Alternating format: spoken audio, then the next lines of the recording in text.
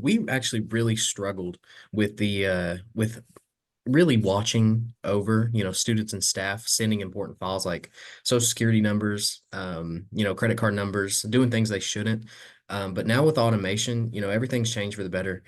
We can really see what's happening online a lot more clearly, and we feel a lot more in control. The automation really helps us stop issues as soon as it happens, because it's constantly being monitored. And we've had some situations, that could become like really big issues. And it also means that we don't have to spend a lot of time on these tasks that, especially being an understaffed district, it has really made our time management where it needs to be.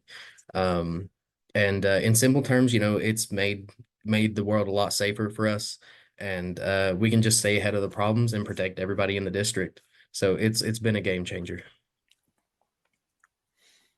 Michael, you're nodding your head there. So you you want to chime in? And what was kind of life before? And you kind of had a different perspective and view of managed methods in a way because you went from more on the system administration side to now in the leadership role. So give us your perspective on that. Yeah, for me, it was eye-opening, really eye-opening. When I first opened Managed Methods, looking at the accounts, looking at the map, and just the level of information that it gives you, the intelligence is just amazing. But what Managed Methods has helped us do is really drive our cyber incident response policies and procedures. Using Managed Methods as a piece of our cybersecurity stack, just like you mentioned, David, there's no single product out there that's going to be that one pane of glass that we're looking for that's going to take a lot of intelligence. There are some tools that are pretty close, but Managed Methods in itself does a tremendous job of collecting that information and presenting it to us as needed. But it's driven the change that we have day to day for cyber incident response.